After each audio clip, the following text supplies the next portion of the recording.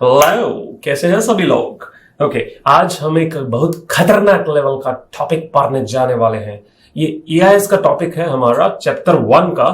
और इस टॉपिक के बीच में बहुत सारे रिस्क्स और बहुत सारे कंट्रोल्स हैं, इतने सारे कि तकरीबन 90% बच्चे इन कंट्रोल्स और रिस्क्स को पढ़ के ही नहीं जाते हैं, क्योंकि ये बहुत कम्बरसम है याद करना और बहुत टिपिकल सा लगता है सभी को इसको याद करना। I have simplified this topic in a manner कि बहुत क्विकली, बहुत ज्यादा क्विकली, चुटकी के बीच में आपको ये सारा का सारा टॉपिक याद हो जाने वाला है।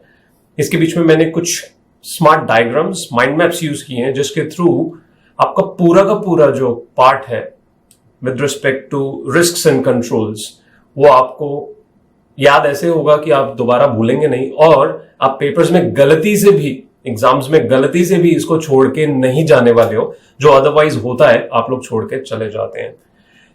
अगर मैं अपने नोट्स की बात करूं तो इन नोट्स के बीच में ये पेजेस 39 से शुरू होता है और ऑलमोस्ट 52 पेजेस तक जाता है, which means there are 14 pages जिसमें इसको एक्सप्लेन किया गया है। और बड़े बड़े इसके बीच में ये टेबल्स हैं जिनको देख के अचानक घबराहट होती है कि ये सब कुछ याद होगा कैसे, और ये याद हो नहीं पाता एक्चुअली।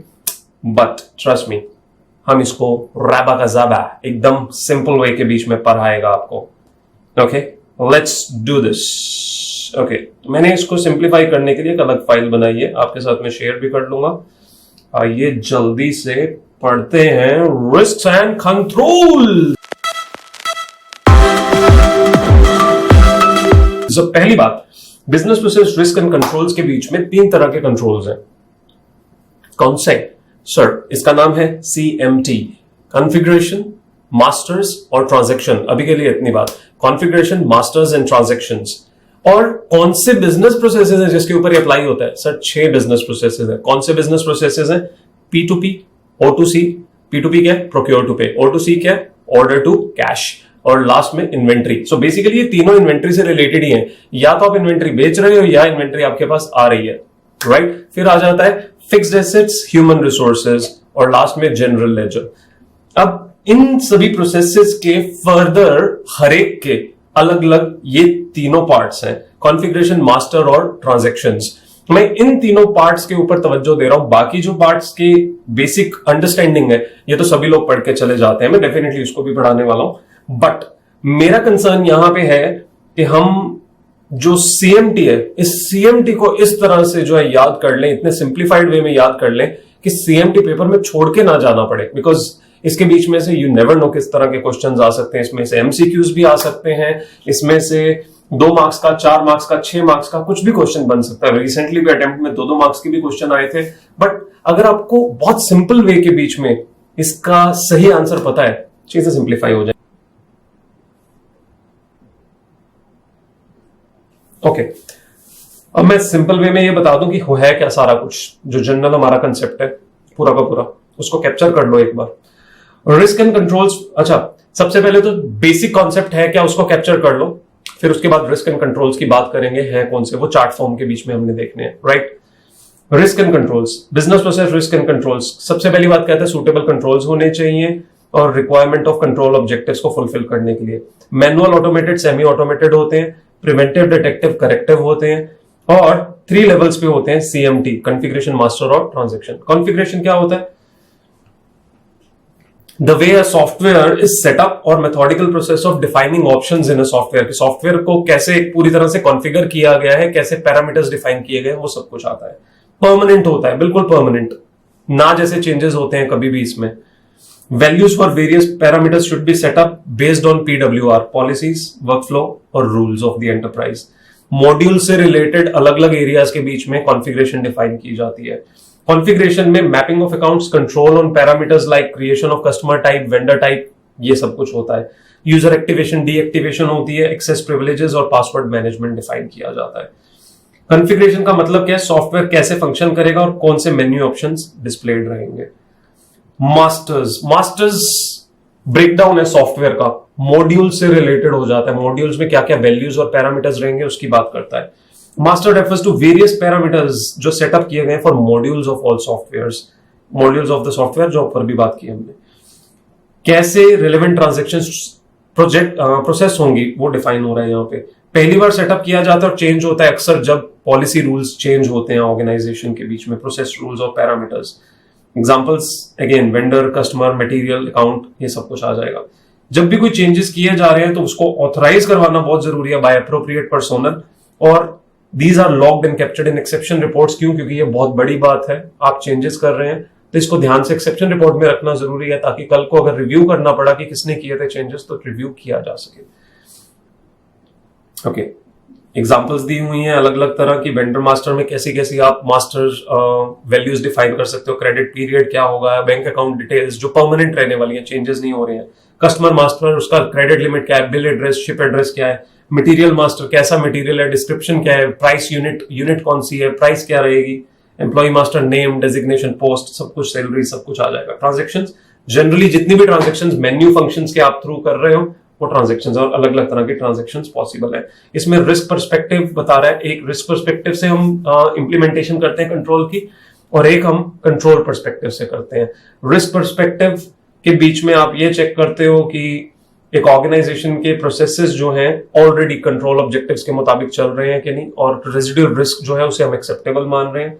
जबकि कंट्रोल ऑब्जेक्टिव के मुताबिक जब आप देखते हो तो आप ये देखते हो ऑलरेडी लगे हुए कंट्रोल अप्रोप्रिएट है या नहीं, और कंट्रोल्स लगाने की जरूरत है या नहीं, और रेजिडुअल रिस्क जो है उसको भी कवर करने के लिए और कंट्रोल्स आप लगाने वाले हो या नहीं।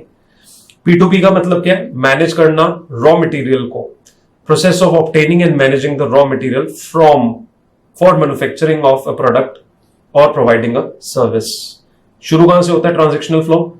That is sent to supplier, हम भेज रहे हैं सप्लायर को कि हमें सामान भेजो, and surrounds the fulfilment of the actual order and payment.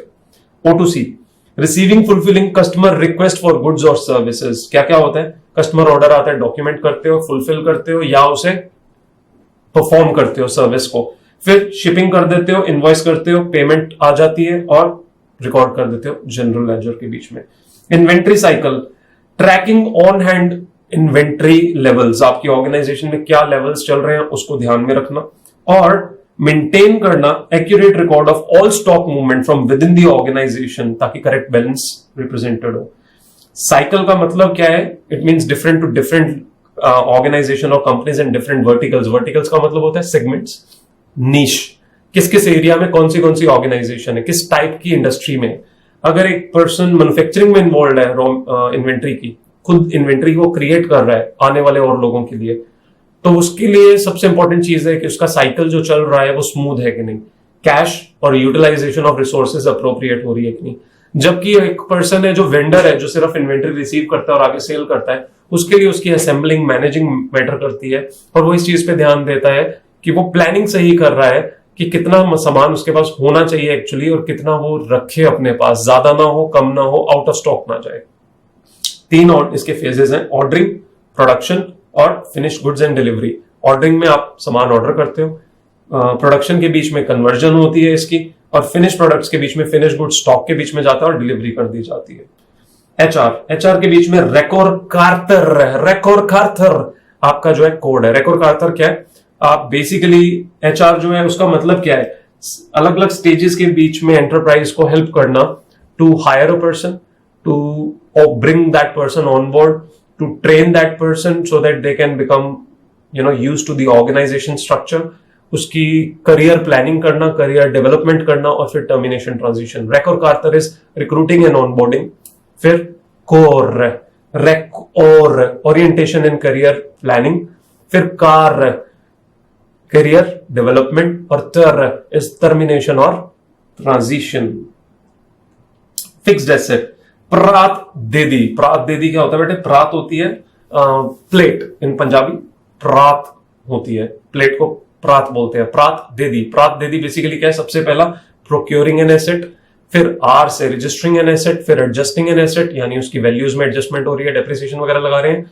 फिर एडजस्टिंग के बाद क्या आ जाता है? ट्रांसफरिंग एन एसेट, और लास्ट में डेप्रिसिएटिंग एन एसेट और डेप्रिसिएशन ऑन एन एसेट, और लास्ट में disposing the asset. General ledger बहुत जनरल बातें करता है। Recording transaction system to finally generating the report, सारे ट्रांजेक्शन, फाइनेंशियल ट्रांजेक्शन लाना till the point of generating reports is general ledger process. और input इसमें अक्सर जो है ट्रांजेक्शन होती है फाइनेंशियल, और आउटपुट होता है रिपोर्ट्स अलग अलग तरह की जनरेट करना, balance sheet, fund flow statement, ratio analysis, and P&L। Steps क्या है? एंटरिंग करना, रिव्यू करना, ट्रांजेक्शन को अप्रूव करना, पोस्ट करना और जनरेट करना रिपोर्ट्स को। अब बिजनेस प्रोसेस के बीच में रिस्क्स और कंट्रोल्स 3 पैरामीटर्स पे आते हैं। सीएमटी कॉन्फ़िगरेशन जो सॉफ्टवेयर की हमने देखी, मास्टर्स जो परमानेंट रहता है, major part of the time changes होते हैं, जो पॉलिसी पैरामीटर्स में कोई चेंज हो, सैलरी में किसी के चेंज आ रहा है, एप्रिसिएशन हो गई उसकी, प्रमोशन हो गई तो इंक्रीज हो गया या डिमोशन हो गई तो डिक्रीज हो गया, any such thing. Prices of inventory में चेंजेस आ गए, और फिर ट्रांजैक्शंस जो जनरली हमारी कंटिन्यूस चल रही होती हैं। 6 प्रोसेसेस हमने देखे, 6 प्रोसेसेस से रिलेटेड हमने कंट्रोल्स और किसकी बात करनी है? कंट्रोल्स और रिस्क और कंट्रोल्स की। बहुत बड़ा सारा हमारे पास चार्ट्स हैं इसके, उसको हमने सिंप्लीफाई करके माइंड मैप्स में सिर्फ 3 पेजेस के बीच में क्रिएट कर दिया है। इस 3 पेज के बीच में पूरा निष्कर्ष निकल जाएगा आपका complete in risk and controls का। Let's do it. हमने बात की किस बात की बेटा? बिजनेस प्रोसेस, रिस्क और कंट्रोल्स 3 टाइप के हैं जो रिस्क हैं और उनके प्रति कंट्रोल्स लगाए जा रहे हैं। एक कॉन्फ़िगरेशन से रिलेटेड, मास्टर से रिलेटेड और ट्रांजैक्शन से रिलेटेड। ये है क्या तीनों?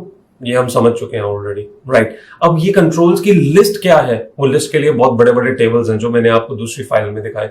हम पूरा का पूरा जो है इन टेबल्स को याद करने की बजाय इसको एक बहुत सिंप्लीफाइड वे में, कंपैरेटिव वे के बीच में समझेंगे और याद करेंगे। अब प्रोसेसेस कितने हमारे? 6। P2P, O2C, इन्वेंट्री, दोनों इन्वेंट्री से ही रिलेटेड है। फिर HR, फिक्स्ड एसेट और जनरल लेजर। आओ जल्दी से समझते हैं। ये बिजनेस प्रोसेसेस 3 मैं आपको सबसे पहले दिखा रहा हूं, P2P, O2C और इन्वेंट्री। आओ देखो मेरे साथ साथ।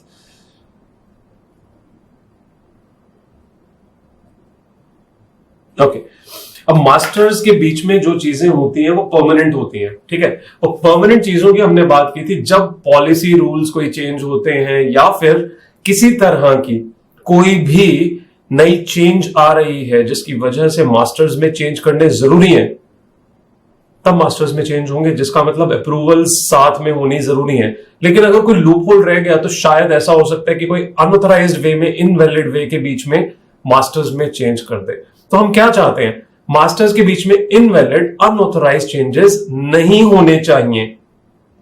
अगर कोई चेंजेस हम चाहते हैं जो वैलिड है, पहला अनऑथराइज्ड, इनवैलिड नहीं होने चाहिए, पर हो रहे हैं, ये रिस्क है। लूप होल रह गया, इसकी वजह से हो रहे हैं, ये रिस्क है। कंट्रोल क्या है? कंट्रोल कहता है कि अनऑथराइज्ड, इनवैलिड चेंजेस नहीं होने चाहिए, या कह लो वैलिड चेंजेस होने चाहिए। तो अब एक बात याद रखना, जो रिस्क है उसके बीच में अगर कोई चीज कही गई है कि ये गलत हो रही है तो उसका कंट्रोल क्या है? ये सही हो रहा है।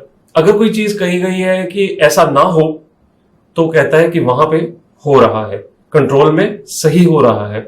यहां पे सही नहीं हो रहा है, यहां पे सही हो रहा है, बस इतना ही डिफरेंस है। मैं टेबल में भी दिखाऊंगा कैसे दोनों का आपको बेसिकली रिस्क याद रखने की जरूरत है। कंट्रोल उसका ऑपोजिट है, पैसिव, मतलब बेसिकली पॉजिटिव और नेगेटिव वाली बात है। नेगेटिव आपका रिस्क है, पॉजिटिव आपको कंट्रोल लगाना है। कंट्रोल का मतलब है अगर नोट आ रहा है तो नोट को हटा दो, बाकी बात सारी की सारी वही रहने वाली है। ओके, सो फर्स्ट थिंग मैंने आपको कहा कि अनऑथराइज्ड इनवैलिड चेंजेस हो रहे हैं मास्टर फाइल को। मास्टर फाइल किसकी हम बात कर रहे हैं? P2P। P2P के बीच में हम इंफॉर्मेशन भेज किसको रहे होते हैं? सप्लायर।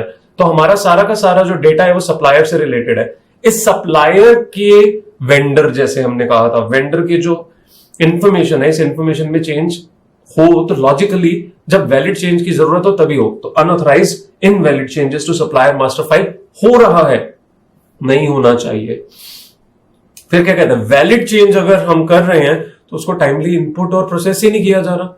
वैलिड चेंज है, बता दिया कि बॉस ये नई चीज है जिससे रिलेटेड हमें चेंज करना है, तो आपने क्या कहा? क्या कहा बेटा? आपने कहा कि सर वो तो इनपुट ही नहीं हो रहा है और प्रोसेस ही नहीं हो रहा है, ये रिस्क है। क्या चेंज बता भी दिया जाएगा उसके बावजूद उसे इनपुट और प्रोसेस नहीं किया जाएगा? या क्या कहता है? डिले हो जाएगा और प्रोसेस नहीं होगा टाइमली मैनर में। या तो हो ही नहीं रहा है, और हो रहा है तो डिले हो रहा है, या टाइमली मैनर में नहीं हो रहा है। और लास्ट में क्या कहता है? अगर चेंज कर भी दिया तो वो करेक्ट नहीं है। तो 4 बातें हमारे चेंजेस टू मास्टर फाइल, बस इतना याद रखना। सप्लायर तो पता ही है आपको। चेंजेस टू मास्टर फाइल में पहला, अनऑथराइज्ड इनवैलिड चेंजेस हो रहे हैं, वैलिड चेंजेस इनपुट और प्रोसेस नहीं हो रहे हैं, अगर हो रहे हैं तो डिलेड हो रहे हैं और टाइमली प्रोसेस नहीं किए जा रहे हैं। पहले में कहता है हो ही नहीं रहे हैं, दूसरे में कह रहे हैं डिलेड है, टाइमली नहीं हो रहा है, और फोर्थ बात कहता है करेक्ट नहीं है। ये 4 बातें याद रखना। अगली बात क्या कहता है, supplier master file data is not up to date. Boss ऊपर वाली 4 बातें जो हमने कही अनऑथराइज्ड है, अप टू डेट कैसे होगा? रियल पिक्चर तो दिखेगी नहीं। वैलिड चेंजेस बता दिए लेकिन हुए नहीं है, अप टू डेट दिखेगा ही नहीं। टाइमली नहीं हो रहा है तो भी नहीं दिखेगा, करेक्ट नहीं डाला है तो भी नहीं हो रहा है। ये आउटकम है बेसिकली। और जो सबसे पहली बात हमने पढ़ी कौन सी, अनऑथराइज्ड इनवैलिड वाली, उसका कारण क्या है, system access has not been restricted to authorised users.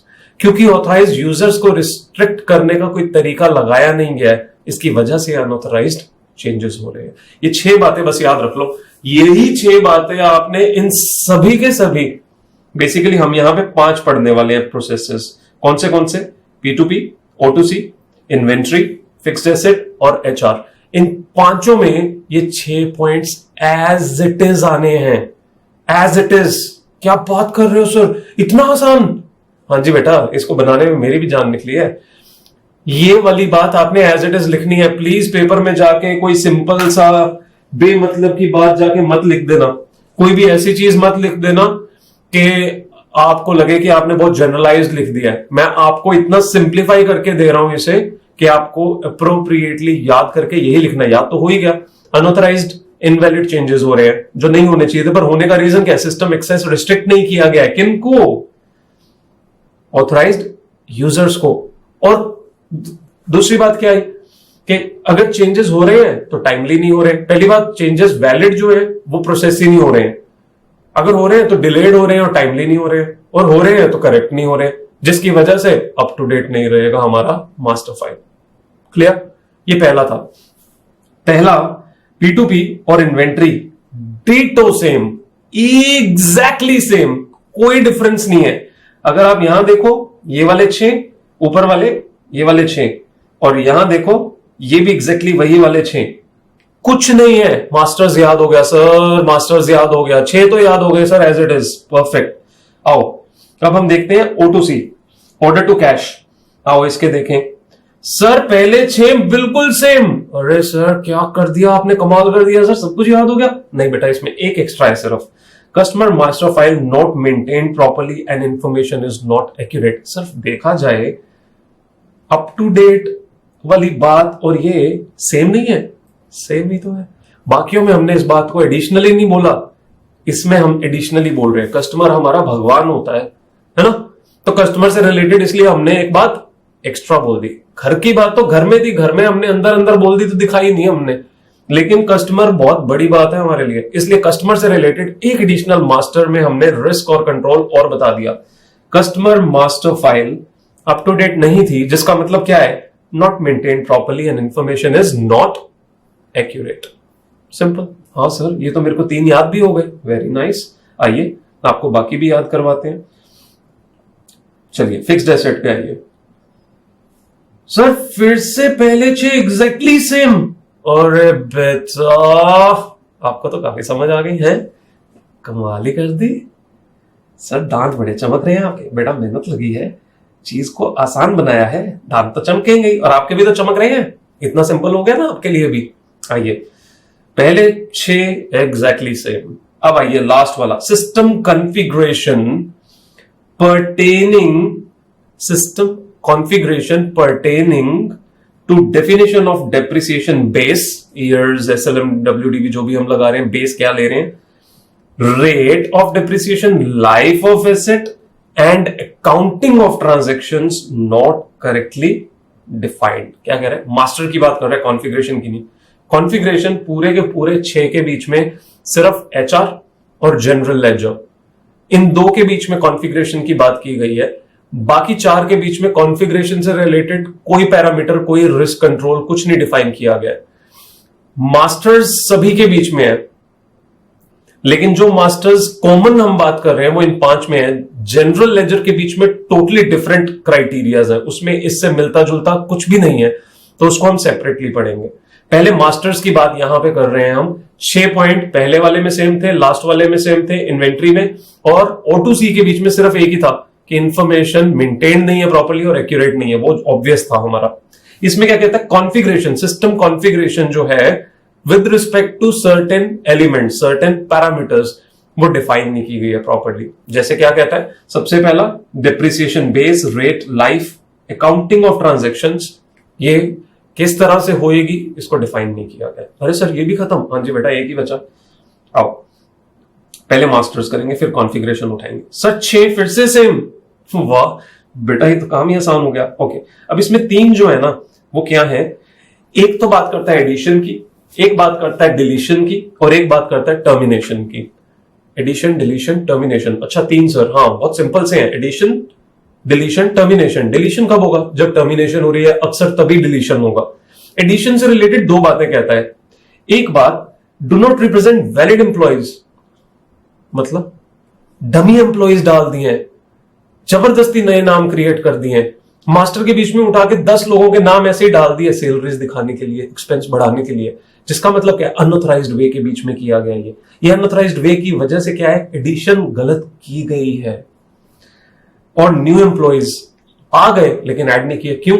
दिखाना ही नहीं चाहते एक्सपेंस। इस बार क्या चाहते हैं? इस बार चाहते हैं कि हमारा प्रॉफिट बहुत ज्यादा दिखाई दे, वो ज्यादा दिखाने के लिए इस बार हमने ऐड ही नहीं किया। Deletion, do not represent valid termination. अरे सर एडिशन में भी तो यही बात इसने कही थी। एग्जैक्टली वहां पे वैलिड एम्प्लॉइज की जो है एडिशन हमने नहीं की थी, मतलब एम्प्लॉइज आए नहीं थे और हमने ऐसे बिना बात का एडिशन कर दिया। या एम्प्लॉय सपोज एक हायर लेवल का आया था, लोअर लेवल पे दिखा दिया, या लोअर लेवल का आया था उसका हायर लेवल पे मास्टर डेटा डाल दिया जान के, इंफॉर्मेशन में सैलरी लेवल पैकेजेस के बीच में चालाकी मारने के लिए। फिर डिलीशन में टर्मिनेशन वैलिड नहीं रिप्रेजेंट कर रहे हैं, यूं ही निकाल दिया बिना बात के, उसका मास्टर में से नाम ही निकाल दिया, और निकालने की वजह अगेन मैनिपुलेशन इन अकाउंट्स हो सकता है। टर्मिनेशन में 2 बातें हैं, एक स्टैट्यूटरी कॉम्प्लायंसेस को फॉलो किए बिना टर्मिनेशन की गई है, विदाउट फॉलोइंग स्टैट्यूटरी रिक्वायरमेंट्स, और दूसरा employees not remove from PMF. ये पीएमएफ क्या बेटा आपका? पीएमएफ पेरोल मास्टर फाइल है, payroll master file. Addition to PMF, deletion to PMF या termination from PMF, employees are not remove from PMF on termination, मतलब उनको एक्सेस राइट्स अभी भी उनके वैसे के वैसे ही चल रहे हैं, आपने रिमूव ही नहीं किया अभी तक उनको डेटा के बीच में से, डेटा में से रिमूव हो जाना चाहिए था, मास्टर डेटा नहीं रहना चाहिए जब कोई चला गया। ये हमने समझा हुआ है इसकी बेसिक डिटेल्स के बीच में। अरे सर मास्टर्स तो खत्म हो गया। ओके, बस इसका एक कॉन्फ़िगरेशन है छोटा सा। क्या कहता है कॉन्फ़िगरेशन इसका? Employees who have left continue to have system access. अरे सर ये तो लास्ट वाले से रिलेटेड बात ही, employees not remove from PMF, यही तो कह रहा है, रिमूव नहीं किया उसका ही तो आउटकम यहां पे गड़बड़ हो रहा है कॉन्फ़िगरेशन के बीच में। कॉन्फ़िगरेशन में हमें निकाल देना चाहिए था सॉफ्टवेयर में से इसको कि ये बंदे अब एग्जिस्ट करते ही नहीं, ये पोस्ट ही नहीं एग्जिस्ट करती है। Employees who have left continue to have system access, ये सॉफ्टवेयर कॉन्फ़िगरेशन में करना था। एक्सेस राइट्स, रिस्पॉन्सिबिलिटीज, कम्युनिकेशन, ये सारी चीजें सॉफ्टवेयर कॉन्फ़िगरेशन में आती हैं। मास्टर में सिर्फ नाम आता है, उसकी वैल्यूज आती हैं, उसके बोनस, ये वो सारे क्राइटेरिया पैरामीटर्स डिफाइन किए जाते हैं। यहां पे वैल्यूज की बात थी, कॉन्फ़िगरेशन में एक्सेस की बात हो रही है। एक्सेस अभी भी अवेलेबल है क्योंकि आपने सॉफ्टवेयर में उसको निकाला ही नहीं है पर्सन को। और दूसरा, इंप्लॉइज को एक्सेस में दिया जा रहा है more than they are required with respect to their jobs. Sir ये तो बहुत सिंपल था। अरे सर ये तो खत्म हो गया। मास्टर्स क्या कहता है बेटा? मास्टर्स क्या कहता है? सबसे पहले P2P में क्या कहता है? अनऑथराइज्ड इनवैलिड चेंजेस हो रहे हैं, वैलिड चेंजेस को इनपुट और प्रोसेस नहीं किया जा रहा, डिलेड प्रोसेस और टाइमली प्रोसेस नहीं किया जा रहा है, डिलेड हो रही है और टाइमली प्रोसेस नहीं किया जा रहा है, करेक्ट नहीं हो रही है प्रोसेसिंग। फिर कहता है अप टू डेट नहीं है सिस्टम। फिर कहता है सिस्टम एक्सेस ऑथराइज नहीं, रिस्ट्रिक्टेड नहीं किया जा रहा ऑथराइज्ड यूजर्स को, मतलब अनऑथराइज्ड वे में कोई भी यूज कर सकता है। लास्ट वाला एग्जैक्टली सेम, इसके बीच में सब कुछ सेम, सिर्फ not maintain properly and information is not accurate. फिर हमने फिक्स्ड एसेट की बात की, 6 के 6 बातें सेम, और लास्ट में सिर्फ एक बात, system configuration pertaining to certain elements, base, rate, time, life and accounting transactions define नहीं की गई है। कॉन्फ़िगरेशन एम्प्लॉइज की, सर एक्सेस रिमूव नहीं किया गया उसके टर्मिनेशन होने पे, और छोड़ चुका है जो एम्प्लॉय, और साथ में एम्प्लॉयज को access in excess of their job requirement दिया गया है। ओके, और मास्टर के बीच में 6 चीजें सेम, एडिशन, डिलीशन और टर्मिनेशन। एडिशन के बीच में कहता है वैलिड लोगों को ऐड नहीं किया गया है, इनवैलिड जो लोगों को जो है ऐड किया जा रहा है, do not represent valid employees, and new employees add ही नहीं किए जा रहे हैं। डिलीशन में कहता है do not represent valid terminations, और लास्ट में टर्मिनेशन में कहता है एक स्टैट्यूटरी रिक्वायरमेंट के बिना है और एम्प्लॉइज को रिमूव किया ही नहीं गया। मास्टर्स खत्म। वाओ सर, कमाल कर दिया, बल्ले बल्ले हो गई। लो बेटा अब आ जाओ, बल्ले बल्ले यहां पे करते हैं ट्रांजैक्शंस की। सर इसमें भी सब कुछ सेम है? नहीं बेटा, इसमें सब कुछ सेम नहीं है, बट एक सीक्वेंस है जिसमें हम इसे समझेंगे। सबसे पहले आप फिक्स्ड एसेट पे आओ, सबसे आसान है। क्या कहता है fixed asset? Sir fixed asset acquisition की रिक्विजिशन हम डालेंगे, सारी बातें सेम है, इसके बीच में सारी बातें सेम है, बाद वाली बातें सेम है, पहले हेडिंग्स याद रखनी जरूरी है। फिक्स्ड एसेट एक्विजिशन रिक्विजिशन डालेंगे, फिक्स्ड एसेट्स की डिस्पोजल और ट्रांसफर्स की बात करेंगे, डेप्रिसिएशन चार्ज की बात करेंगे। देखो सबसे पहला एक्विजिशन की रिक्विजिशन है, एक first part of the stage है और एक last part of the stage है, डिस्पोज करना, ट्रांसफर करना। यानी हमने 2 बातें की सिर्फ, एक रिक्विजिशन शुरुआत और डिस्पोजल। इन दोनों से रिलेटेड अगर आप देखो तो क्या क्या आ रहा है, देखो रिकॉर्ड नहीं किया, एक्यूरेटली रिकॉर्ड नहीं किया, और रिकॉर्ड एप्रोप्रिएट पीरियड में नहीं किया। दोनों में एग्जैक्टली सेम बातें हैं। पहला फेज, लास्ट फेज, एक्विजिशन की रिक्विजिशन, और लास्ट में डिस्पोजल, ट्रांसफर। रिकॉर्ड नहीं किया, एक्यूरेट रिकॉर्ड नहीं किया, गलत पीरियड में रिकॉर्ड कर दिया, कहानी खत्म।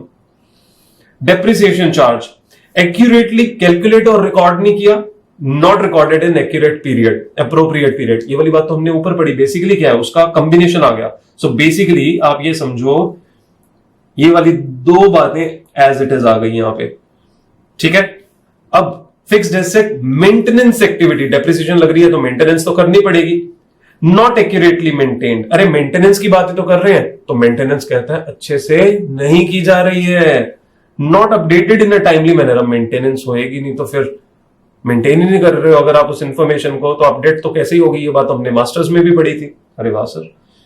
लो, accounting entries pertaining to acquisition disposal, ये पहले वाले 2 से रिलेटेड है, are not recorded in the correct general ledger account. यूं ही कहीं पे भी उठा के डाले जा रहे हैं, और ये रीजन मास्टर्स की वजह से भी आ रहा है। मास्टर्स अगर मैपिंग सही तरह की गई हो, फ्रंट एंड पे जनरल लेजर में जो डाला जा रहा है और पीछे जो सिस्टम में आना चाहिए, अगर मैपिंग सही की हो तो एरर आ जाएगा इटसेल्फ, आप ट्रांजैक्शन कंप्लीट ही नहीं कर सकोगे।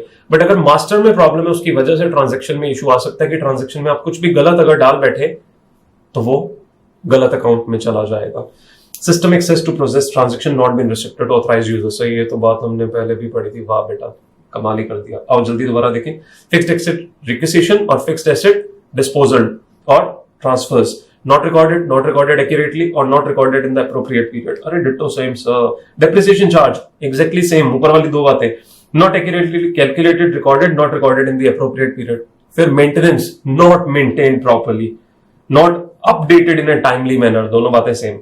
फिर accounting entries pertaining to acquisition disposal, पहले 2 वाली, are not appropriately recorded in the correct GL account. अरे सर ये भी खत्म। सिस्टम एक्सेस ऑथराइज्ड यूजर्स को कह रहा है रिस्ट्रिक्ट नहीं किया जा रहा है। वाह कमाल हो गई ये तो। अब आओ, अब आप कहां आएंगे सर? अच्छा, एचआर के बीच में सिर्फ कॉन्फ़िगरेशन और मास्टर था, एचआर के बीच में there is no transaction. P2P, P2P में क्या कहता है बेटा? P2P में कहता है सबसे पहली बात, आपने परचेज करनी थी, हमने वहां पे भी पढ़ा था अनऑथराइज्ड वे के बीच में जो है, मास्टर में हमने पढ़ा था ना, अनऑथराइज्ड वे के बीच में चेंजेस किए जा रहे हैं, तो यहां पे भी वही गड़बड़ है। सबसे पहली, unauthorised purchase requisitions are ordered. Purchase requisition starting ही गलत है, अभी जरूरत नहीं है चीज की, रिक्विजिशन ही गलत कर दी हमने, जबकि रिक्वायरमेंट थी ही नहीं अभी किसी चीज की। परचेज ऑर्डर, चलो मान लिया कि अनऑथराइज्ड वे में रिक्विजिशन हो गई, परचेज ऑर्डर आगे डाला तो परचेज ऑर्डर में भी गड़बड़। परचेज ऑर्डर इनपुट और प्रोसेस नहीं किया, या फिर क्या कहता है, not entered correctly. Input process किया ही नहीं, किया तो गलत कर दिया। गड़बड़ है पूरी ऑर्गेनाइजेशन में। Amounts for goods and services received, अच्छा रिसीव हो गई हमें, उसमें क्या किया, इनपुट ही नहीं किया, और किया तो गलत पीरियड में कर दिया। सर पीछे और इस वाले में कुछ डिफरेंस है? हाँ जी, इसमें इनपुट और प्रोसेस नहीं किया था, इसमें भी इनपुट और प्रोसेस नहीं किया, लेकिन उसमें कह रहा था करेक्टली एंटर नहीं किया, इसमें क्या कह रहा है, गलत पीरियड में डाल दिया गुड्स रिसीव्ड। ये गलत पीरियड की बात क्यों कर रहा है यहां पे ना, कट ऑफ प्रोसीजर्स, आपके ऑडिट में कट ऑफ प्रोसीजर्स आते हैं ना, ये कट ऑफ प्रोसीजर्स की बात कर रहा है बेसिकली। इस साल का सामान जो इस साल में इन्वेंट्री दिखनी चाहिए थी, वो इन्वेंट्री वैल्यू उठा के आपने अगले साल में डाल दी। चालाकी मार रहे हो, प्रॉफिट को चेंज करने की कोशिश कर रहे हैं। ठीक है बेटे, चलो amounts posted in accounts payable, हाँ क्रेडिट पे भी तो सामान आ सकता है ना बेटा, गुड्स आएंगी, पैसा देंगे उसके बाद, लेकिन पैसा अगर नहीं दे रहे हो तो क्या होगा, अकाउंट्स पेबल ही बनेगा अपना। Adjusted based on unacceptable reasons, मतलब कह रहा है अकाउंट्स पेबल आपने बना दिया। अमाउंट जो है, सर उसने कहा कि अकाउंट्स पेबल डाल रहा हूं लेकिन इंटरेस्ट लगना शुरू हो जाएगा तुम्हें पहले दिन से ही। हमने कहा कोई बात नहीं यार, फिर क्या हो गया यार, ऐसा तो होता ही, काम चल रहा है बिजनेस तो 30 डेज 40 डेज 60 डेज इतना क्रेडिट तो सभी देते हैं। अनएक्सेप्टेबल, बिल्कुल अनएक्सेप्टेबल रीजंस है एडजस्ट करने के, यूं ही चक दिया हमने, गलत बात। और क्या कहता है, अकाउंट्स पेबल उन चीजों के बना दिए जिनकी गुड्स नहीं रिसीव हुई, भयंकर अपराध। And not appropriately properly calculated and recorded, क्या सर, अनऑथराइज्ड वे में ऑर्डर किया जा रहा है, परचेज ऑर्डर इनपुट नहीं हो रहा या इनपुट हो रहा है तो गलत हो रहा है। Amounts for goods and services received, input और प्रोसेस ही नहीं हो रहा, और अगर डाला जा रहा है तो गलत पीरियड में डाला जा रहा है। Amounts posted in accounts payable, unacceptable reasons के बेस के ऊपर एडजस्ट कर रहे हैं हम, और गुड्स और सर्विसेज जो नहीं रिसीव हुई हैं उनके लिए भी बना रहे हैं हम, और लास्ट में not properly calculated and recorded. Sir समझ आ रही है, बहुत सिंपल है, कुछ नहीं है, एक सीक्वेंस है जो याद रखना है बस। Credit notes and other adjustments, ये क्यों बनेगा यार, हो सकता है कुछ सामान वापस देना पड़े, हमने अकाउंट्स पेबल बना लिया था या पैसे हमने दे दिए थे, उसकी वजह से क्रेडिट नोट वगैरह बनाना पड़ेगा। Credit note other adjustments, sir same बातें, बहुत ही सेम बातें, ऊपर वालों का कॉम्बिनेशन है। Not input and processed, not appropriately, not accurately calculated and recorded, and not recorded in the wrong period, और not recorded in the appropriate period, एक ही बात है। अगर आप लिख दो रिकॉर्डेड इन रॉन्ग पीरियड तो भी सेम बात है, not appropriately recorded in the right period तो भी वही की वही बात है। ओके सर, अब क्या करेंगे, अब पैसा देना पड़ेगा इनको, disbursements distributed to unauthorised suppliers, सामान आया नहीं, रिकॉर्डिंग हुई नहीं, ऐसे ही कोई भी सप्लायर को पैसा दे दिया, दिखा दिया कि गुड्स भी आए थे और दिखा दिया कि ऑर्डर भी हुआ था। वाह, गड़बड़ का मतलब पैमाना ही अलग है। इसने भी डिसबर्समेंट, अकाउंट्स पेबल वाले ने भी यही किया था, जो गुड्स रिसीव नहीं हुए थे उसका अकाउंट्स पेबल बना दिया क्रेडिट बेसिस पे। इसने क्या किया, इसने पैसे दे दिए उन गुड्स के जो रिसीव ही नहीं हुए। Not accurately calculated and recorded for inappropriate period. Sir ये तो सिंपल सेम बातें हैं, ये देखो same. Adjustment to inventory prices और क्वांटिटीज, चेंजेस हो गए हैं यार, समझने की कोशिश करो। इन्वेंट्री की प्राइसेस जो कंटिन्यूअसली एक ही चल रही थी कॉन्ट्रैक्ट के अंडर, उसमें अब चेंजेस हो गए हैं, तो क्या ट्रांजैक्शन के बीच में वो अमाउंट रिफ्लेक्ट होना चाहिए ना।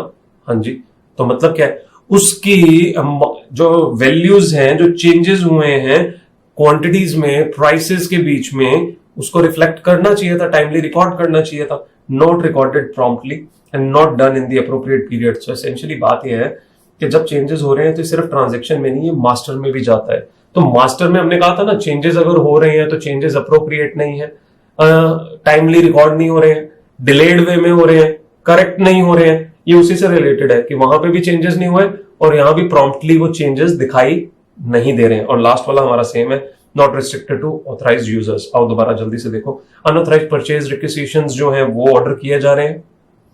अब सामान अगर परचेज ऑर्डर हमने प्लेस कर ही दिया है तो दो गलतियां हो रही है, एक तो इनपुट प्रोसेस नहीं हो रहा और एक इनकरेक्टली हो रहा है। फिर कहता है amount for goods services received, goods और सर्विसेज जो रिसीव हुई है उसका अमाउंट या तो इनपुट नहीं हो रहा और इनपुट हो रहा है तो रॉन्ग पीरियड में हो रहा है, cut off procedure.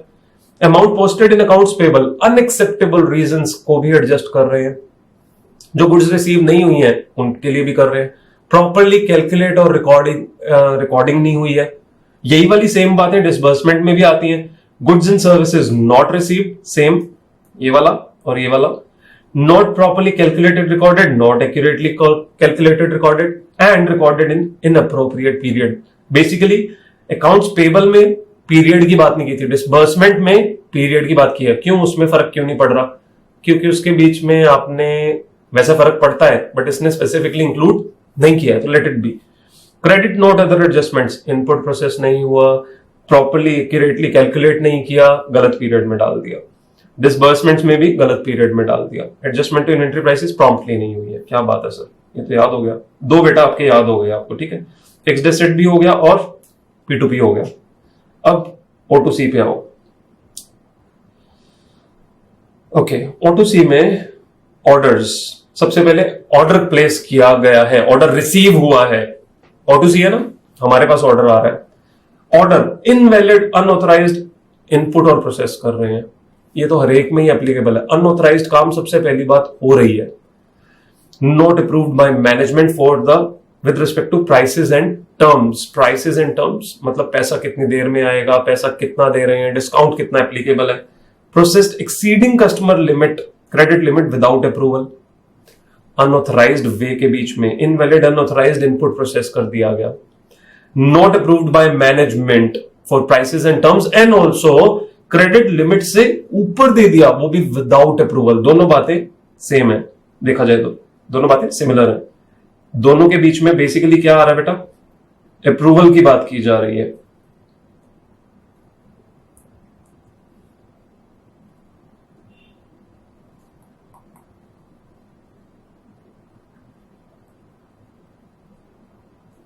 Sorry sorry sorry sorry sorry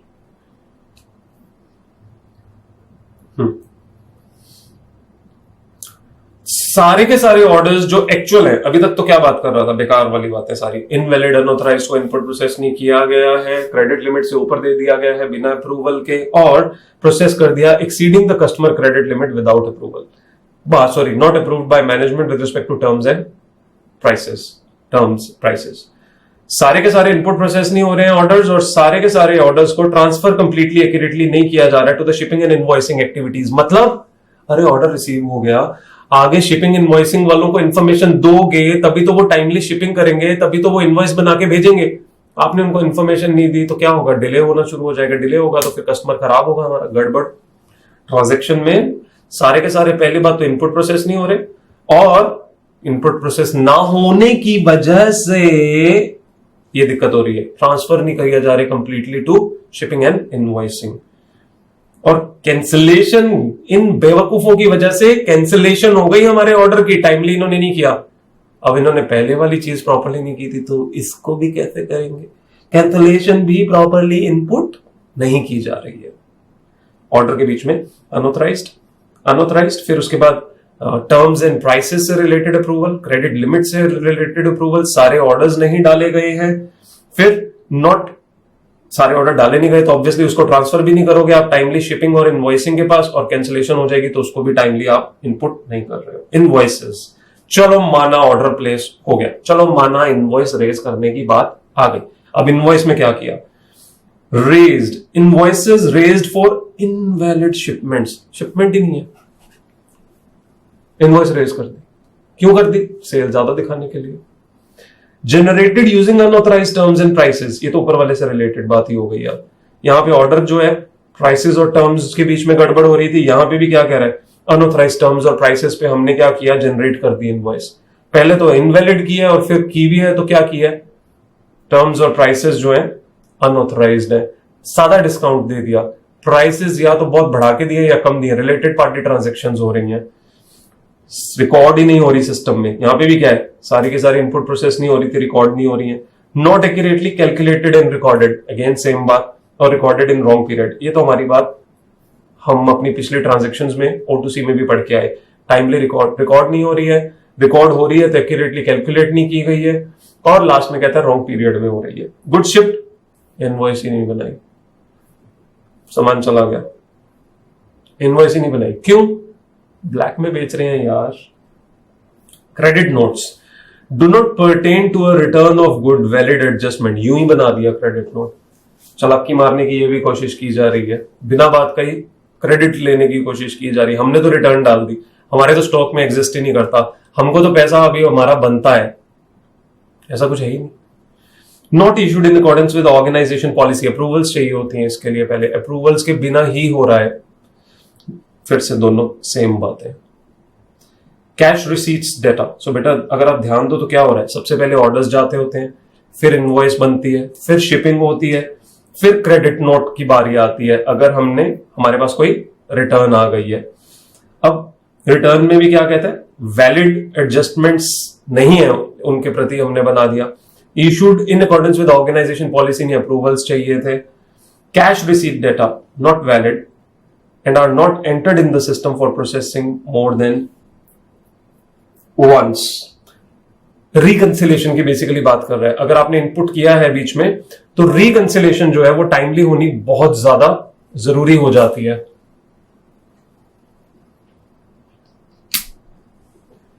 reconciliation timely करनी बहुत जरूरी है, तो क्या करें, वैलिड लेवल पे एंटर नहीं हो रहा है और प्रोसेसिंग मोर देन वंस नहीं हो रही है जो होनी चाहिए थी। Not entered for processing, not entered correctly, not recorded in the period in which it is received, ये भी क्या है, cut off procedure. Cash discounts not accurately calculated recorded, collection of AR delayed, not properly monitored, not restricted to authorised users. आओ दोबारा देखें सारा का सारा।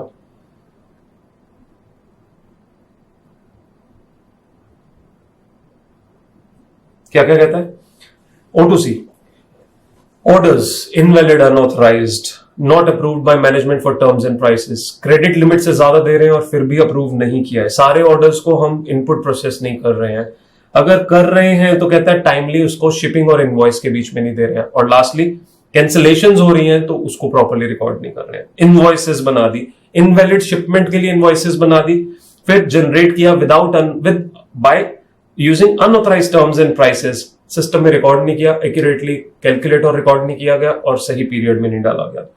इनवॉइस जो गुड शिप नहीं हुई उनकी बना दी। Credit notes do not pertain to a specific return of good और वैलिड एडजस्टमेंट्स। फिर note issued in accordance with organisation policy, और दोनों बातें फिर सेम वाली, not accurately calculated recorded, wrong period. Cash receipts valid नहीं है और सिस्टम में एंटर कर दिया है, मोर देन वंस नहीं हो रहा है जो होना चाहिए। Not entered in system for processing, फिर से वही वाला है, not correctly entered and not recorded in the right period. Cash discount, ये कैश रिसीट के साथ ही कैश डिस्काउंट की बात आएगी ना, not accurately calculated and recorded. और कलेक्शन करेंगे आप बेसिकली AR की, कैश रिसीट हो रही है ना, delayed and not properly monitored. Low sir ये भी खत्म हो गया, अब बचा क्या अपना inventory. Adjustment to inventory prices not recorded accurately, जैसे हमने वहां पे प्राइसेस की बात की थी, इन्वेंट्री प्राइसेस जो है अप्रोप्रिएटली रिकॉर्ड नहीं हो रही हैं। जो चेंजेस आ रहे हैं, हमने मास्टर में भी पढ़ा था, जो चेंजेस आ रहे हैं उनको रिकॉर्ड नहीं किया जा रहा है, not recorded accurately. Raw material receive हो गया, पहली बात प्राइसेस में गड़बड़ थी, कोट्स जो हमारे हम कोटेशंस लेके चलते हैं उसमें चेंजेस आ गए थे, हमने वो चेंजेस नहीं किए, ऑर्डर प्लेस कर दिया जबकि चेंजेस हो चुके हैं, हमें ध्यान देना चाहिए था। रॉ मटेरियल रिसीव हो गया, रिसीव होने पे तीन सिमिलर बातें, विदाउट वैलिड परचेज ऑर्डर, उधर भी यही हो रहा था हमारा O2C और P2P में। Not recorded in system, not recorded accurately. Receipt हो गई रॉ मटेरियल की, प्रॉम्प्टली रिकॉर्ड नहीं किया और अप्रोप्रिएट पीरियड में नहीं किया। डिफेक्टिव रॉ मटेरियल है, टाइमली उसको रिटर्न नहीं किया। Transfer of raw material to production हमने कर दिया, बेटा ध्यान दो, एडजस्टमेंट टू इन्वेंटरी प्राइसेस, सबसे पहले तो ऑर्डर करने से पहले प्राइसेस पता होनी चाहिए, उसके बीच में एडजस्टमेंट टाइमली वे में नहीं की गई है, not recorded accurately. Raw material receive हो गया, वैलिड ऑर्डर्स नहीं थे बट रिसीव कर लिया हमने। Not recorded in system and not recorded accurately, या तो रिकॉर्ड ही नहीं किया और रिकॉर्ड किया तो एक्यूरेटली नहीं किया। अब रिसीव्ड हो गया हमारे पास रॉ मटेरियल का, तो कहता है उसे टाइमली रिकॉर्ड नहीं किया गया है और गलत पीरियड में कर दिया गया है। एंड डिफेक्टिव रॉ मटेरियल है तो टाइमली प्रॉम्प्टली उसको रिटर्न नहीं किया गया। Transfer of raw material to production, ये बात इतनी तो सीमित खत्म हो गई ना डिफेक्टिव तक, अब एक्चुअली प्रोडक्शन में लाना जरूरी है। ट्रांसफर किया प्रोडक्शन के बीच में तो उसको रिकॉर्ड नहीं किया प्रॉपरली, गलत पीरियड में किया। ये सारे के सारे ना सेम है, ध्यान दो यहाँ पे, ये सारे के सारे सेम है। Not recorded accurately and not in appropriate period, not recorded accurately and not in appropriate period. क्या क्या चीजें? सबसे पहला ट्रांसफर रॉ मटेरियल का प्रोडक्शन में, एक्सपेंसेस डायरेक्ट इनडायरेक्ट के जो चार्ज हम लगा रहे हैं वो नहीं किया गया। Transfer of completed units to production, of production to finished goods inventory, मतलब सबसे पहले क्या किया? ट्रांसफर किया रॉ मटेरियल का प्रोडक्शन में, डायरेक्ट इनडायरेक्ट सारे एक्सपेंसेस जो है लगाने थे वो नहीं प्रॉपरली लगे। फिर हमने फिनिश्ड गुड्स के बीच में तैयार हो गई, उसको इन्वेंट्री में हमने शिफ्ट करना था, नहीं किया। Finished goods received from production, मतलब पहले वाले डिपार्टमेंट ने नेक्स्ट वाले में उसकी ट्रांसफर नहीं डाली, सेकंड वाले ने रिसीव करने पे उसकी जो है अपनी जो है रिसीट नहीं डाली। और लास्ट में finish goods return by customer, अगर फिनिश गुड किसी को सेल किया हमने, वो रिटर्न हमारे पास आ रही है तो उस रिटर्न का भी हमने प्रॉपरली इन्वेंट्री में शो नहीं किया, शिपमेंट्स की गई। बड़ी सिंपल बात है। 3, not recorded accurately, promptly and in inappropriate period. Sir सारी सिमिलर सी बातें हैं ये तो। इन्वेंट्री रिड्यूस करनी चाहिए जब शिपमेंट हो जाए। Inventory is reduced when goods are not shipped and made based on unapproved customer orders. है ही, ऑर्डर्स को अप्रूव ही नहीं किया, क्रेडिट लिमिट नहीं थी, हमने अप्रूव नहीं किया, इन्होंने उठा के इन्वेंट्री में से रिड्यूस कर दिया, जबकि नहीं करना चाहिए था। जब तक शिपिंग नहीं हो रही और जब तक अनअप्रूव्ड ऑर्डर्स हैं, आप इन्वेंट्री में से सामान निकाल सकते ही नहीं हो, विच मीन्स मिली भगत हो रही है काफी सारे लोगों की। Cost of shipped inventory, cost of shipped inventory यानी कॉस्ट ऑफ सेल्स के बीच में जाना चाहिए ये। Not transfer from inventory to cost of sales, और not transfer from inventory to cost of sales promptly and not done in appropriate period. पहले में क्या कह रहा है? किया ही नहीं। दूसरे में कह रहा है किया, लेकिन या तो लेट किया, और लेट भी किया तो क्या किया? गलत पीरियड में किया। नॉट एक्यूरेटली रिकॉर्डेड, कर भी दिया तो गलत रिकॉर्ड कर दिया। Amounts posted to cost of sales, cost of entry हम कह रहे थे ना, कॉस्ट ऑफ शिप्ड इन्वेंट्री जानी चाहिए कॉस्ट ऑफ सेल्स में। Amount posted to cost of sales, it does not represent those associated with shipped inventory. किसी और ही इन्वेंट्री का उठा के हमने यहां पे डाल दिया। मटेरियल ए सेंड किया था, मटेरियल बी की जो है कॉस्ट इधर डाल रहे हैं, ये गलत है ना। आपस में इंटरमिंगलिंग नहीं होनी चाहिए। सही अकाउंटिंग का बेस यही है कि सही जगह पे इंफॉर्मेशन ट्रांसफर हो। और लास्ट में ऑथराइज यूजर। अरे सर कितना ही सिंप्लीफाई हो गया ये तो। एडजस्टमेंट टू इन्वेंट्री प्राइस नहीं की गई है प्रॉम्प्टली और एक्यूरेटली। फिर रॉ मटेरियल रिसीव हमने किए 3 चीजों से, कह रहा है वैलिड नहीं है, गलत पीरियड में है, और सॉरी नॉट रिकॉर्डेड है, और रिकॉर्डेड है तो एक्यूरेटली नहीं है। रिसीट ऑफ रॉ मटेरियल हमने कर लिया है, प्रॉपरली रिकॉर्ड नहीं हुआ है और एप्रोप्रिएट पीरियड में नहीं हुआ है। Defective raw material timely return नहीं हुए। अब ये सारे के सारे इकट्ठे, not accurately recorded, not in appropriate period, transfer of raw material to production, फिर डायरेक्ट इनडायरेक्ट एक्सपेंसेस, फिर हमने प्रोडक्शन से फिनिश गुड्स इन्वेंट्री में शिफ्ट किया, नहीं हुआ। फिनिश गुड्स इन्वेंट्री ने रिसीव किया, नहीं हुआ। फिर फिनिश गुड्स रिटर्न आई कस्टमर की, नहीं हुआ। शिपमेंट्स रिकॉर्ड ही नहीं हो रही है सिस्टम में, रिकॉर्ड हो रही हैं तो एक्यूरेटली नहीं हो रही है, और टाइमली प्रॉम्प्टली नहीं किया जा रहा है, और सही पीरियड में नहीं किया जा रहा है। इन्वेंट्री रिड्यूस कर दी उनकी जिनकी शिपमेंट नहीं है और जो अनअप्रूव्ड कस्टमर ऑर्डर्स हैं। Cost of shipped inventory shift नहीं की कॉस्ट ऑफ सेल्स में, अगर की तो एक्यूरेटली और सही पीरियड में नहीं की, और एक्यूरेटली रिकॉर्ड ही नहीं की। Amounts posted to cost of sales represent नहीं करता है valid with related shipped inventory, जिससे रिलेटेड है उससे रिलेटेड नहीं दिखाया। लो बेटा आपका ट्रांजेक्शन्स भी खत्म हो गया। अब आइए आप जीएल पे। अरे सर इतना बड़ा चार्ट, अरे कुछ भी नहीं है यार, ऐसे ही लग रहा है देखने में। इसमें कॉन्फ़िगरेशन बहुत बड़ा है, मास्टर्स बिल्कुल छोटा सा। वो पहले मास्टर्स करते हैं। मास्टर्स में कहता है चेंज से रिलेटेड रिपोर्ट्स, कोई भी चेंजेस अगर हो रहे हैं मास्टर में, उससे रिलेटेड रिपोर्ट्स जनरेट होनी चाहिए। यानी जब भी मास्टर्स में चेंज होते हैं तो मास्टर के चेंजेस बड़े माने जाते हैं। इनके बीच में चेंजेस जब हो रहे हैं तो इसकी रिपोर्ट्स जनरेट होनी चाहिए ताकि उनको रिव्यू किया जा सके। Not generated and not reviewed as necessary by an individual who does not input the change। मतलब जिसने चेंज किया है वो नहीं रिव्यू करता, कोई और रिव्यू करता है इसको। अगर उसी ने रिव्यू करना हो तो फिर तो भट्ठा बैठ जाएगा। तो मतलब चेंज रिपोर्ट जनरेट ही नहीं हो रही है, और हो रही है तो रिव्यू नहीं की जा रही है। एंड स्पेसिफिकली क्या कह रहा है, as necessary by an individual who did not put this change, input the change, तो उसी बंदे को ही अलाउ कर दिया तो गड़बड़ हो जाएगी। और दूसरी बात, standard chart of accounts has not been approved by management, is not utilised with all entities. इसको ना बेसिकली क्या कहते हैं, मैपिंग। जीएल से मैपिंग की जाती है अकाउंट्स की, अलग अलग अकाउंट्स की जीएल के साथ मैपिंग की जाती है, ताकि इंफॉर्मेशन जो जीएल में कैप्चर हो रही है वो डायरेक्टली फाइनेंशियल ट्रांजैक्शन कहां जाए, स्पेसिफिक रिलेटेड अकाउंट के बीच में ही जाए, इधर उधर ना जाए। तो वो आपने चार्ट अप्रोप्रिएट बनाया नहीं है और उसको अप्रूव नहीं किया, standard chart of accounts approve नहीं करवाया गया और यूटिलाइज भी नहीं किया जा रहा है with in all the entity, which means transactions गलत जगह पे जाने की आशंका हो सकती है। मास्टर्स सारे के सारे जरूरी नहीं है कि सही डिफाइन किए गए होंगे। लो आ जाओ, अब आओ आप कॉन्फ़िगरेशन पे। ये कुछ नया है। कॉन्फ़िगरेशन सिर्फ हमने किसमें पढ़ी अभी तक, एचआर के बीच में, उसके अलावा इसमें है। सॉफ्टवेयर के बीच में कॉन्फ़िगरेशन में ऑथराइजेशंस की बात की जाती है।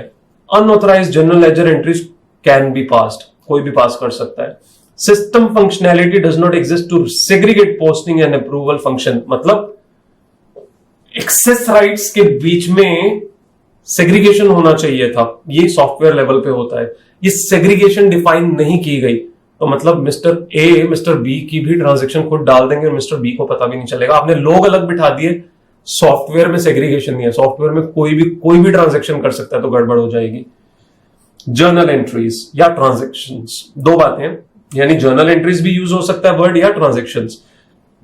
जो स्टार मार्क्ड है वो जर्नल एंट्रीज है और जो हैश मार्क्ड है वो क्या है, ट्रांजैक्शंस है। Non standard entries not tracked and are inappropriate. इन नॉन स्टैंडर्ड का मतलब क्या है, जो रेकरिंग नहीं होती है, अनयूजुअल होती हैं।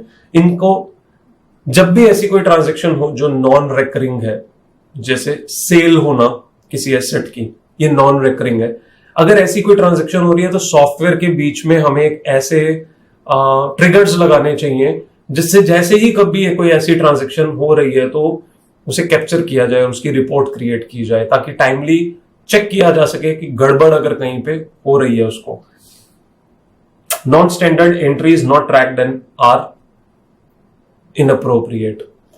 Exceptional entries with exceptional amount not flagged by the system and not subsequently reviewed for accuracy।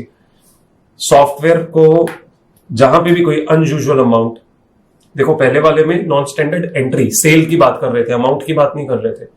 यहां पे अमाउंट की बात की जा रही है। एक्सेप्शनल अमाउंट, उसको फ्लैग करना चाहिए, ट्रिगर होना चाहिए था, एक्सेप्शनल रिपोर्ट जनरेट होनी चाहिए, तो उसको कोई पर्सन रिव्यू करे फॉर एक्यूरेसी। ये जरूरी है कि अगर अमाउंट बड़ा भी है तो बात ऐसा कुछ नहीं है कि बड़ा नहीं हो सकता है तो एटलीस्ट एक एक्सेप्शन रिपोर्ट फ्लैग जनरेट होना चाहिए था। Standard recurring period and entries not automated, not appropriately approved and not entered accurately. Automated नहीं है, डेप्रिसिएशन जैसे एंड ईयर पे, इंटरेस्ट एंड ऑफ ईयर के बीच में लगना चाहिए। This is what standard recurring. पहले वाली दो नॉन स्टैंडर्ड थी, पहली नॉन स्टैंडर्ड एंट्री थी, दूसरा नॉन स्टैंडर्ड या एक्सेप्शनल अमाउंट था, a big level of amount. Standard recurring period and entry जो है वो ऑटोमेटेड नहीं है, अप्रोप्रिएटली अप्रूव्ड नहीं है जो अपने आप अप्रूवल के थ्रू हो जानी चाहिए, एंड एंटर्ड एक्यूरेट नहीं हो रही है, विच मींस सॉफ्टवेयर के बीच में इनिशियली ही गड़बड़ है। एक्यूरेटली का मतलब अमाउंट भी हो सकता है, अकाउंट भी हो सकता है। Out of balance entries not prohibited. Out of balance entries ये क्या होता है सर? सर सुना सुना सा लगता है। आउट ऑफ बैलेंस का मतलब क्या होता है सर? बेटा आउट ऑफ बैलेंस का मतलब होता है, हम कहते हैं ना कि हमारी डबल एंट्री होती है और डबल एंट्री के बीच में अमाउंट सेम आते हैं। अगर गलती से अमाउंट गलत डल गया तो आपको साथ के साथ एरर रिपोर्ट आनी चाहिए, सामने स्क्रीन पे प्रॉम्प्ट आना चाहिए कि आपका अमाउंट सेम नहीं है, उसके बीच में गड़बड़ हो रही है। अगर वो अमाउंट सामने दिखेगा, वो सॉफ्टवेयर के बीच में आप डिफाइन कर सकते हो कि जब भी वैल्यू सेम नहीं है तो एक प्रॉम्प्ट आना चाहिए। लेकिन अगर वो प्रॉम्प्ट नहीं आ रहा है तो मतलब क्या है? मिसबैलेंसिंग हो जाएगी, बैलेंसिंग हमारी नहीं प्रॉपरली क्रिएट होगी हमारे अकाउंट्स के बीच में। तो आउट ऑफ बैलेंस जो भी है उसे प्रोहिबिट नहीं किया जा रहा। प्रोहिबिट नहीं किया जा रहा मतलब कुछ गलत है? नहीं, इसका मतलब यह है कि चालाकी भी मारी जा सकती है और गलती भी हो सकती है।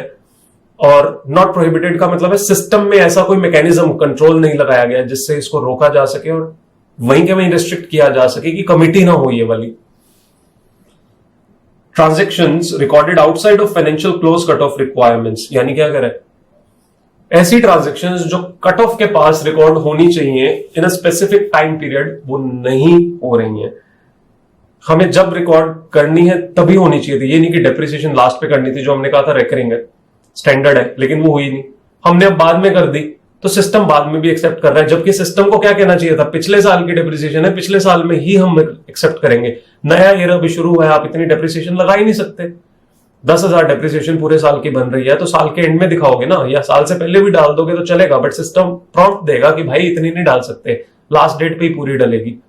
आप अगले दिन पे डालने की कोशिश कर रहे हो, अगले दिन पे अगले साल की डलेगी, पिछले साल की नहीं डल सकती, तो वो सिस्टम को रोकना चाहिए। Transactions not rejected, accepted and identified on exceptional reports, जिन ट्रांजैक्शंस रिजेक्ट नहीं हो रही है, एक्सेप्ट नहीं हो रही है या आइडेंटिफाई नहीं हो रही है एक्सेप्शनल रिपोर्ट्स जनरेट होने पे, in the event of data exception. Data exception generate हुआ तो क्या कह रहा है, उन ट्रांजैक्शंस के प्रति जिनके प्रति एक्सेप्शन जनरेट हो रही हैं वहां पे एक्सेप्शन रिपोर्ट्स नहीं जनरेट हो रही हैं। और लास्टली, एंट्रीज का सोर्स रेडिली आइडेंटिफिएबल नहीं है। इसका मतलब क्या है, हमारे सॉफ्टवेयर कॉन्फ़िगरेशन के बीच में प्रॉब्लम है। हमें पता होना चाहिए वाउचर नंबर, इनवॉइस है, क्रेडिट नोट है, किस स्पेसिफिक टाइप ऑफ डॉक्यूमेंट से वो इंफॉर्मेशन कैप्चर हो रही है, वो साथ में मेंशन्ड होने के लिए हम स्पेसिफिक कॉलम्स रखते हैं, स्पेसिफिक जो है एरियाज डिफाइन करते हैं कि यहां पे आपको फिल करना है कौन सा डॉक्यूमेंट है, क्या नंबर है, किस ऑर्गेनाइजेशन के थ्रू आया, वो सारी इंफॉर्मेशन जाती है। तो आइडेंटिफिएबल नहीं है सोर्स, कहां से आ रही है ये एंट्री। मतलब अगर उसके बिना ट्रांजैक्शन कमिट ही ना हो सकती हो तो आप गड़बड़ नहीं कर सकते हो, लेकिन अगर आप कर पा रहे हो तो इसका मतलब है लूप होल है बीच में। आओ जल्दी दोबारा देखें क्या क्या कहता है। अनऑथराइज्ड जर्नल एंट्रीज पास हो सकती हैं, system functionality does not exist with respect to segregation of posting and approval functions. मतलब क्या कह रहा है, अनऑथराइज्ड जर्नल एंट्रीज हो रही हैं, क्यों? क्योंकि लोग आपस के बीच में, मतलब लोगों का जो पोस्टिंग और अप्रूवल का फंक्शन है उसको सेग्रीगेट नहीं किया, तो अनऑथराइज्ड वे में तो ऑब्वियसली होगी। जर्नल एंट्रीज में कहते हैं नॉन स्टैंडर्ड को हम ट्रैक नहीं कर पा रहे हैं, are not tracked and are inappropriate. Inappropriate है, अनयूजुअल है, उनको ट्रैक करना जरूरी है। एक्सेप्शन रिपोर्ट्स जनरेट होनी चाहिए, फ्लैगिंग होनी चाहिए, नहीं हो रही है। एक्सेप्शनल अमाउंट है, उसके लिए फ्लैग्स जनरेट नहीं हो रहे हैं और एक्यूरेसी के लिए रिव्यू नहीं किया जा रहा।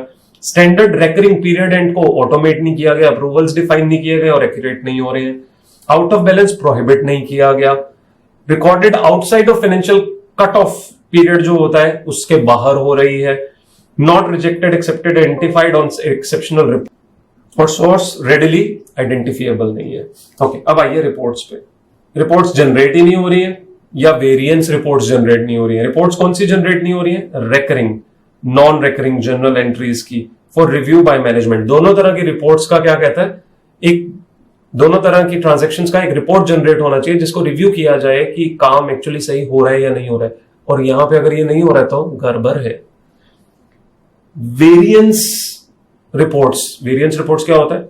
आउट ऑफ बैलेंस एंट्रीज के लिए, अनयूजुअल के लिए, डिफरेंसेस आ रहे हैं बजट टू बजट के, एक्चुअल टू बजट के, उसके बीच में जो भी वेरिएंस रिपोर्ट्स जनरेट होनी चाहिए टाइमली, ताकि हमें पता चले हमारे गोल सही अचीव हो रहे हैं कि नहीं, हम आउट ऑफ अपने बजट तो नहीं जा रहे हैं, हमें जितना हमने सोचा था एक्सपेंसिव से ज्यादा तो नहीं कर रहे हैं। अगर ये वाली गड़बड़ हो रही है तो पंगा है sir. For use to identify posting errors out of balance conditions, ठीक है ना। Accounts, inter related balance sheet और इनकम स्टेटमेंट से रिलेटेड जो अकाउंट्स हैं, do not go automated reconciliation. Depreciation जो P&L में लग रही थी और डेप्रिसिएशन जो बैलेंस शीट में जा रही है वो आपस में अपने आप रिकंसाइल नहीं हो रही। यानी आपस के बीच में जब भी कोई एंट्री डल रही है दो जगह के ऊपर तो रिकंसिलेशन ऑटोमेटिक होनी चाहिए ताकि डिफाइन किया जा सके कि अमाउंट सेम है और गड़बड़ नहीं हो रही है। बट ऐसी कोई रिपोर्ट्स, अकाउंट्स की रिपोर्ट्स जनरेट नहीं हो रही है। Okay, account mapping are not up to date. Mapping का मैंने आपको बताया था, जैसे जर्नल लेजर का टू मेनी अदर अकाउंट्स होता है, वो मैपिंग अप्रोप्रिएट नहीं किया गया। एडिंग और deleting journal ledger is not limited to authorized accounting department personnel, मतलब कोई भी कर सकता है, ये भी गड़बड़ है। एंटरप्राइज वाइड कंसोलिडेशन, ये इसी से रिलेटेड है, ऊपर वाले तीनों से रिलेटेड, कि कंसोलिडेशन अप्रोप्रिएटली की नहीं गई है, including standard intercompany eliminations is not automated and not perform. Reconciliations होंगी तो हमें पता चलेगा कि आपस के बीच में, ऑर्गेनाइजेशन के बीच में पैसे का लेना देना है। At the end of the time consolidation जब होती है, ऑटो एलिमिनेशन हो जानी चाहिए। ये कंसोलिडेशन चैप्टर में पढ़ते हैं हम। जब भी एक ऑर्गेनाइजेशन की होल्डिंग का सब्सिडरी को या एसोसिएट को अगर पैसा देना बनता है तो उसको एलिमिनेट कर दिया जाता है। हम अपने घर के अंदर नहीं दिखाते होते हैं कि हमें क्या पे करना है और क्या रिसीव करना है, वो हम कैंसल आउट कर देते हैं, और वो ऑटोमेटिक होना चाहिए, पर नहीं हो रहा है। System controls are not in place for appropriate approval of write offs. ये राइट ऑफ्स क्या होता है? जब किसी चीज को पूरी तरह राइट ऑफ कर रहे हैं कि अब ये हमारे यूज की बिल्कुल नहीं रही, खत्म, तो उसके लिए अप्रूवल डालना बहुत जरूरी है। आप ऐसे ही उठा के अकाउंट में नहीं डाल सकते इतना बड़ा अमाउंट, कोई भी इकट्ठा उठा के डाल दिया कि अब हमारे मतलब की चीज नहीं रही, इसको आने वाले सालों में नहीं डाल सकते। उसकी लाइफ जब तक होती है एसेट की, तब तक ही किया जा सकता है ना। एसेट की लाइफ खत्म हो गई तो क्या करोगे? राइट ऑफ करना पड़ेगा, बट अप्रूवल चाहिए उसके लिए, और अप्रूवल के बिना हो रहा है तो गड़बड़ है। Automated amortization timing period methods are not appropriate and not accurately entered. क्या क्या चीजें आगे बेटा? हमने अनऑथराइज्ड जर्नल एंट्रीज की बात की, सेग्रीगेशन की बात की, सिस्टम फंक्शनैलिटी में एंट्रीज और ट्रांजैक्शंस की बात की, जिसमें standard transaction, non standard, exceptional amount, recurring और आउट ऑफ बैलेंस ट्रांजैक्शंस की बात की। फिर हमने outside financial clause, cut off period की बात की, रिजेक्ट एक्सेप्ट आइडेंटिफाई नहीं हो रही है एक्सेप्शनल हमारे पास जो रिपोर्ट्स, और लास्ट में सोर्सेज आइडेंटिफिएबल नहीं है with respect to entries. Reports generate नहीं हो रही है दो तरह की चीजों की, रेकरिंग, नॉन रेकरिंग की, और अप्रूवल उनका अप्रोप्रिएट जो है रिव्यू जो है नहीं हो रहा है। वेरिएंस रिपोर्ट्स भी जनरेट नहीं हो रही हैं, और ताकि हम आइडेंटिफाई कर सकें पोस्टिंग एरर्स या out of balance conditions. Accounts, inter related balance sheet और इनकम स्टेटमेंट से रिलेटेड अकाउंट्स ऑटोमेटिक रिकंसिलेशंस नहीं हो रही है, मैपिंग अप्रोप्रिएट नहीं की गई है, और एडिशन डिलीशन जर्नल लेजर के बीच में विदाउट अप्रूवल हो रही है अनऑथराइज्ड वे में। लिमिटेड होनी चाहिए to authorized people of a specific department. Consolidation appropriate नहीं हो रही, यानी एलिमिनेशंस नहीं हो रही है। सिस्टम कंट्रोल्स इन प्लेस नहीं है for appropriate approvals with respect to write offs. Automated amortization, timing period वगैरह जो है टाइम अप्रोप्रिएटली और एक्यूरेटली एंटर्ड नहीं है। अब आइए ट्रांजैक्शंस पे। अरे सर थक गए हम। बेटा थक तो गए, लेकिन ये सब कुछ याद हो गया तो समझो कितना सिंपल हो गया ये इतना बड़ा पार्ट। इस पार्ट को पढ़ने पे आप 3-4 घंटे बैठे रहो, ये खत्म नहीं हो सकता है। लेकिन अब आप इसको पढ़ोगे दोबारा तो आपके लिए ये बहुत आसान हो जाएगा, बहुत सिंप्लीफाई हो जाएगा, राइट। आइए जल्दी से इसे खत्म करें। ट्रांजैक्शंस पार्ट बस लास्ट है, इसके बाद तो खत्म हो गया सब कुछ।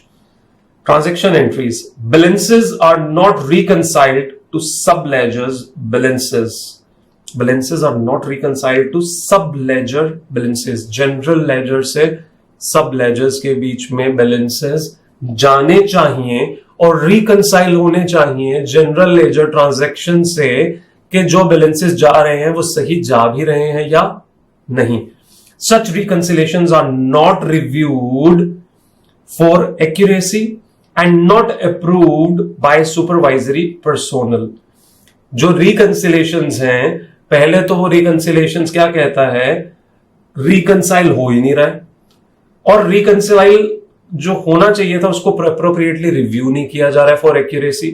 मतलब steps बता रहा है, ना reconciliation के हो रही है accounts में, ना रिव्यू किया जा रहा है फॉर एक्यूरेसी, और ना ही अप्रूव किया जा रहा है बाय सुपरवाइजरी पर्सोनल की सही तरह से सारी ट्रांसफर्स हुई हैं सब लेजर्स में। सेम बात ऊपर वाली जो हमने यहां पे पढ़ी थी, this one, interrelated balance sheet and income statement do not undergo automated reconciliation to confirm accuracy, ये पढ़ चुके हैं हम। Codes, transaction amounts not accurate, not complete and exception are not reported. Codes, account codes हम define कर देते हैं ना, जैसे आप रिलायंस वगैरह पे जाओ तो अलग अलग आइटम्स के अलग अलग अकाउंट्स के कोड्स डिफाइन किए गए होते हैं। हर बड़ी ऑर्गेनाइजेशन के बीच में मटेरियल्स, वेंडर्स, इन्वेंट्री, इन सभी के कोड्स डिफाइन किए जाते हैं, और यहाँ पे कोड्स ही नहीं डिफाइन किए गए तो सिंप्लीफिकेशन नहीं है। Entries booked in close process are not complete and accurate. Close process, depreciation वगैरह सही तरह से नहीं डाली गई है, गड़बड़ है। Reports, all journal entries completed as part of closing process. Closing process के बीच में जो भी एंट्रीज जा रही हैं बहुत इंपॉर्टेंट होती हैं, आप सभी जानते हो। एंड ऑफ ईयर में सारी गड़बड़ होती हैं। यहां पे जितनी भी ट्रांजैक्शंस जा रही हैं इनको बहुत ध्यान से रिव्यू करना जरूरी है। रिव्यू नहीं हो रही हैं to confirm completeness and appropriateness. Completed as part of closing process is not reviewed to confirm completeness. ऊपर वाले में क्या था? All journal entries completed as part of closing process, reports with respect to all journal entries review नहीं हो रही हैं। और यहां क्या कह रहे हैं? रिपोर्ट्स जिनको जनरेट ही किस लिए किया गया है। I think this is repetition, this is repetition. Okay, actual to budget और यील्ड रिपोर्ट्स प्रोड्यूस ही नहीं हो रही हैं। वेरिएंसेस हमने पढ़ा था ना, वेरिएंस रिपोर्ट्स जनरेट नहीं हो रही है on a monthly basis prior to financial close और final close of the general ledger. हर महीने में जनरल लेजर क्लोज किया जाता है to see the total amount जो सभी अकाउंट्स में चला गया। रिकंसिलेशन होती हैं और फिर हम साथ में वेरिएंस रिपोर्ट जनरेट करते हैं देखने के लिए कि एक्चुअल टू एक्चुअल बजट या यील्ड से रिलेटेड क्या वेरिएंसेस आई हैं। सर बना ही नहीं रहे और डिस्ट्रीब्यूट नहीं की जा रही हैं to the controller and CFO and not reviewed by controller and CFO. ये दो बातें हैं, टू एंड रिव्यूड बाय, ना दी जा रही है ना रिव्यू हो रही है। अनयूजुअल अमाउंट वेरिएंसेस को इन्वेस्टिगेट नहीं किया जा रहा है, क्लासिफाइड नहीं है जब एप्लीकेबल हो, जब जरूरी हो करना। क्या क्या आ गया आइए देखिए ट्रांजैक्शंस में। बैलेंसेस जो सब लेजर में जा रहे हैं रिकंसाइल नहीं हो रहे हैं और रिकंसिलेशंस को रिव्यू नहीं किया जा रहा है for accuracy by supervisor, approval भी नहीं हो रहा है by supervisors. Inter related balance sheet और इनकम स्टेटमेंट को रिकंसिलेशन नहीं किया जा रहा है। अकाउंट कोड ट्रांजैक्शंस अप्रोप्रिएटली जो है डाले ही नहीं गए हैं, कंप्लीट नहीं है। एक्सेप्शंस जनरेट नहीं हो रही है। Entries booked in close process complete और एक्यूरेट नहीं है। फिर रिपोर्ट्स जनरेट करने की बात की, सारी एंट्रीज से रिलेटेड, सारी जर्नल एंट्रीज से रिलेटेड क्लोजिंग प्रोसेस में जो रिपोर्ट्स जनरेट होनी चाहिए थी उनको अप्रोप्रिएटली कंफर्म नहीं किया जा रहा है फॉर कंप्लीटनेस एंड एक्यूरेसी। रिकंसिलेशंस है बेसिकली एक तरह से ये। एक्चुअल टू एक्चुअल बजट और वेरिएंसेस जो जनरेट हो रहे थे उनको अप्रोप्रिएटली जनरेट नहीं हो रही हैं। और लास्ट में रिपोर्ट्स डिस्ट्रीब्यूट नहीं हो रही है टू और reviewed by the CFO and controller. और लास्ट में अनयूजुअल अमाउंट वेरिएंसेस को इन्वेस्टिगेट नहीं किया जा रहा है या उनको वापस रिक्लासिफाई नहीं किया जा रहा है जहां पे करना जरूरी है। लो बेटा ये भी खत्म हुआ, आपका ये सारा पार्ट खत्म हुआ। ध्यान से इसको पढ़िएगा, बहुत सिंप्लीफाइड है। इसी चार्ट से पढ़िए, एक बार दो बार रिवाइज करो और कसम से कह रहा हूं ये कुछ भी नहीं रह जाएगा, जबकि ये बहुत बड़ा पार्ट है अपने आप में। अगर आप देखो, ये देखो इतने बड़े चार्ट्स हैं जिनको हमने इतना सिंप्लीफाई कर दिया है। ऑल्दो इन चार्ट्स के बीच में मैंने ऐसे सिंप्लीफाई किया है, बट प्रोबेबली वहां पे देखने में मास्टर्स के बीच में तो लगता ही नहीं है कुछ याद करने वाला। मास्टर्स बिल्कुल सिंप्लीफाई हो चुका है। ट्रांजैक्शंस की बात करूं, ट्रांजैक्शंस के बीच में भी एक सिंपल सीक्वेंस है। उस सीक्वेंस को 2-3 बार अगर देख लोगे तो वो क्लियर हो जाएगा। और एक सिर्फ जनरल लेजर है जिसमें तीनों चीजें बिल्कुल सेपरेट है फ्रॉम अदर्स, वो भी शांति से अगर देखो आ जाएगी समझ। अब एक बात जिस पे आपको ध्यान देना जरूरी है वो ये है कि ऑपोजिट लिखना कैसे है। अगर रिस्क की बात कर रहे हैं तो कंट्रोल में क्या आएगा? इनवैलिड चेंजेस आर मेड, तो क्या कहता है? Only valid changes are made. Invalid changes to management file are input and processed, all valid changes. Changes to inventory management are not accurate, changes are accurate, not निकाल दिया बीच में से।